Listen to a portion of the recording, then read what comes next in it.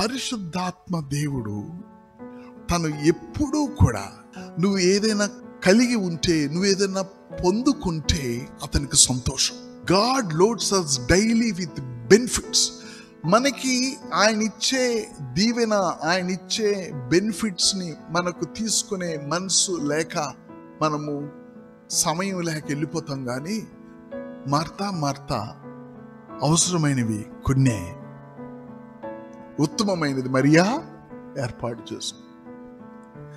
మీరు చెడ్డవారయుడి మీ పిల్లలకు మంచి ఈవులు ఇయ్య ఎరిగి ఉండగా పరలోకపు తండ్రి తను అడుగు వారికి పరిశుద్ధాత్మను నిశ్చయముగా పరిశుద్ధాత్మదేవుని ఇచ్చును. పరిశుద్ధాత్మ దేవుడు తండ్రి ఇవ్వటానికి ఇష్టపడ్డాడు.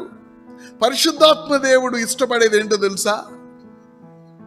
తండ్రి నుంచి మీకేమైతే ఉన్నాయో అవి మీరు పొందుకోవటానికి అతనికి ఒక స్పెషల్ మ్యాండేట్, ఆయనకి పెద్ద ప్రాజెక్ట్ ఉంటుంది ఆయన దగ్గర. తండ్రి ఆత్మ, పరిశుద్ధాత్మ.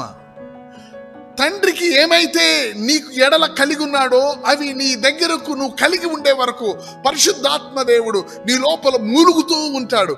ఉచ్చరింప సఖ్యము కాని మూలుగులు కేవలము ఏదో కాదు, ప్రార్థన ద్వారా నీ జీవితము ద్వారా ఇతరులు కానీ నువ్వు కానీ దేవుని మహిమ కొరకు ఏమైతే పొందుకోవాలని అనుకుంటున్నాడో ఆయన మూలుగుతూ ఉంటాడు. మనము మేలు పొందాలని మూలిగే వాళ్ళని ఎవరినైనా చూశారా? Praise the lord. ఆమేన్. పరిశుద్ధాత్మ దేవుడు ఎవరు? నీ జీవితంలో ఉన్న మేలుల లిస్టు తండ్రి హృదయంలో ఉన్నాయి, ఆయనకి తెలుసు. అది నువ్వు కలిగి ఉండే వరకు కూడా ఆయన మురుగుతూ ఉంటాడు. నీకు గ్రహింపు లేకపోతే నేను చెప్పింది విను అని నీకు పదాలు కూడా ఇస్తాడు. ఇది నా అనుభవం. ఇది ఆయన పదాలు నేను విని ప్రార్థించాను. ఆయన పదాలు నేను విని ఆయనకు తండ్రి యొక్క స్వరం మీరు వినాలనే ఆశ ఆయనకుంటుంది. తండ్రి నోటు నుంచే తండ్రి ఇచ్చే వరాలను మంచిని మీరు అనుభవించాలని ఆయనకుంటుంది. కాబట్టి తండ్రి మహిమపరచబడతాడు.